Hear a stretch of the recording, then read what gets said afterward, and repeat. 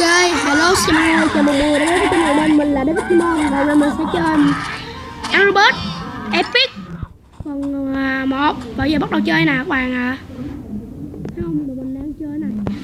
Ok, Angry Epic đi bắt đầu chơi nào. Rồi mình sẽ gọi trước hết bạn kéo vào đây. Các bạn lưu ý cho mình nha.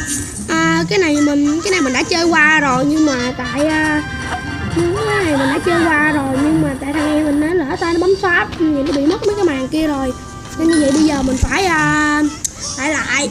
Và bây giờ mình sẽ bắt quay clip. Mình đã nghĩ ra ý kiến này để quay clip đăng lên mạng cho mấy bạn xem, bởi vì mình quay PC game với lại club rồi cũng chán, thấy Jackie cũng quay nhiều, mình đăng lên mạng mình cũng thấy người ta quay club trên mấy cái kia, nhưng mà tao quay cũng quá trời thứ luôn mấy bạn ạ. Nó phải quay một hai cái đó hơi đông, nên mình mới nghĩ ý kiến mình quay mấy cái này. Ok, thế nào lưu ý các bạn, cái này mình đã chơi rồi, cho nên mình không cần hướng dẫn. Giống như lúc nãy mình đã nói khá là nhiều biết. Rồi bắt đầu này. Cái này mất dậy, mày mất dám đánh anh Phú à, dám bấm anh David này hả? Anh David nào quất phát là chết liền. Yeah, John Cena.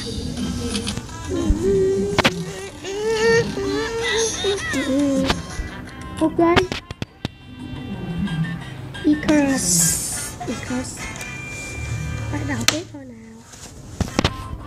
Ok, mình động các em ơi, mình động. Yeah, John Cena. What the fuck, cái gì vậy? Mình qua lấy cái này. Mấy này dám chơi chọc mình phải trả thù mới được. No way. Mà hãy đợi đây, ta sẽ tới trả thù. What the fuck, thằng này mặt muốn chết luôn. Attack Please 26 đi mất. Đúng rồi, mình có ra phòng thủ rồi.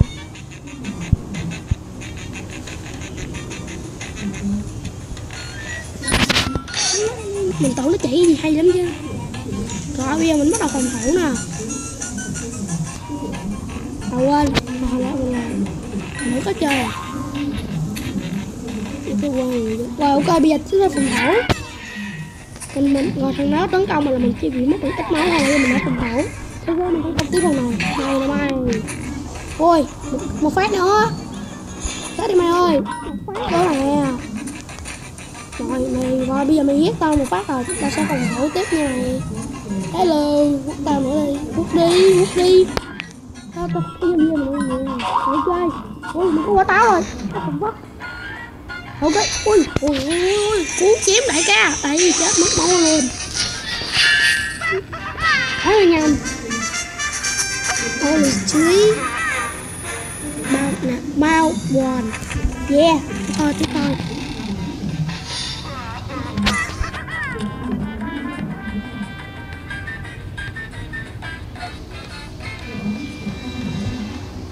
Ok.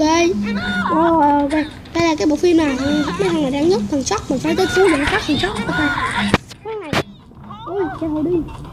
Mình sẽ tiêu nhanh lên chứ chạm lắm nên mình sẽ tiêu nhanh đó bạn. Ok. Tiếp nào.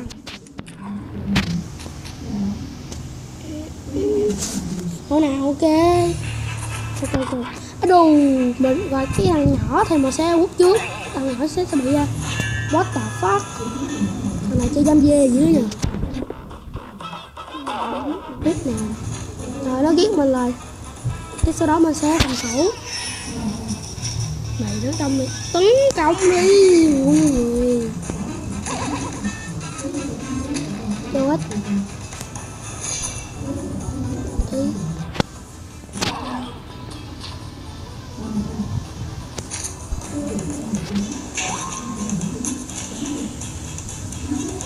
Đu, ê mình qua phòng thủ chứ.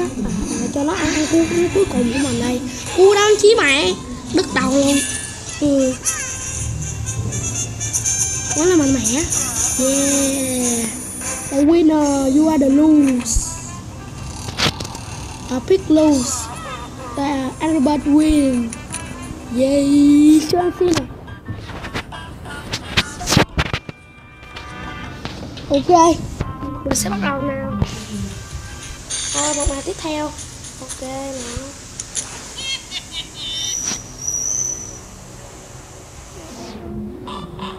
Ok. Rồi bây giờ cái này nữa, bây giờ trận này nó sẽ có 3 màn để mình nữa, mình phải tấn công ba con. Ok, bây giờ bắt đầu nào. Nó có 3 màn nha. Mình phải chiến hết 3 màn. Đấy, mất máu. Rồi, màn tiếp theo.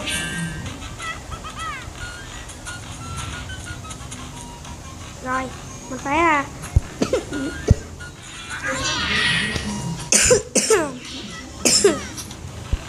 rồi. Cái này mình sẽ phòng thủ để cho thằng này nó chỉ trừ 3 thôi nên mình sẽ phòng thủ đầu tiên. Rồi, mình cứ tấn công đi. Là khi mà các bạn ở level đầu tiên thì các bạn chỉ cần bấm phòng thủ cho mấy anh kia tấn công. Rồi xong khi mà các bạn hết tấm khiên để các bạn phòng thủ, cái tới lượt các bạn thì nó sẽ đánh các bạn chỉ bị mất máu một chút thôi. Sau đó nếu như các bạn bị hết khiên rồi thì các bạn sẽ bấm vô cái con này để lấy lại cái khiên, rồi tiếp sau đó đánh cái tấn công. Ok. Rồi cái map này thì các bạn chỉ cần tấn công con chất để cho phá hủy cái lồng thì con chất sẽ ra tấn công giúp mấy con robot đỏ này để đánh mấy này. Ok. Rồi đánh tiếp đi, đánh tiếp. Ok, thằng này đã được chỉ thoát, thằng này sẽ tấn công. Bầm chết luôn. Họ chết hết rồi. Yeah, mình đã thu phục được con chất. Ok, giật mờ.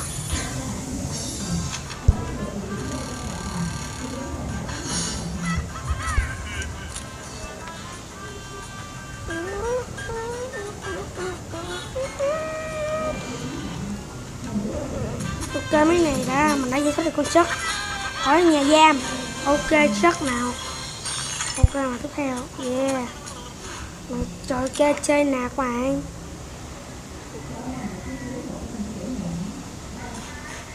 Ok, rồi bây giờ mà sẽ trước hết mà sẽ kéo con chất qua giật điện mấy này, rồi đem mấy con này bị mất máu. Tiếp sau đó con này sẽ giúp con chất phòng thủ. Đó. Ôi, mất máu chút xíu à. Ôi yếu quá cười. Đồ đây là gì vậy? Tao cho tao mày giật phát nữa nè. Ngắm lì phải với anh à. Này hả? Nè, chết luôn đi. Rồi còn 3 con. Yeah. Đây là chiêu cuối cùng. Bơm, chết hết luôn.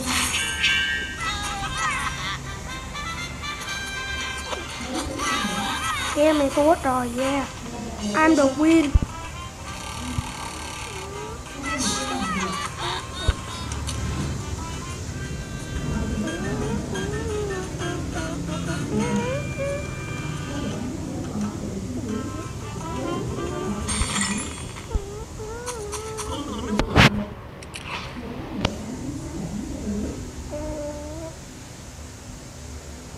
Ok, bắt đầu tiếp nào. Đu. Mình phải chiến đấu thằng này đây. Rồi trước hết mình sẽ xem tốc sức mạnh của nó, sau đó mình sẽ tấn công cái sau đó mình sẽ cho thằng này cái năng lượng. Tiếp sau đó khi thằng này tấn công thằng này và thằng này sẽ căm giận thằng này chỉ tấn công này thôi thì cái bàn trắng này nó sẽ phản lại cái con kia, là gì máu con kia cũng sẽ bị mất luôn. Ok, vậy đó. Đó, mày yếu quá. Ôi, cáu quá đi nè. Một cái chết luôn.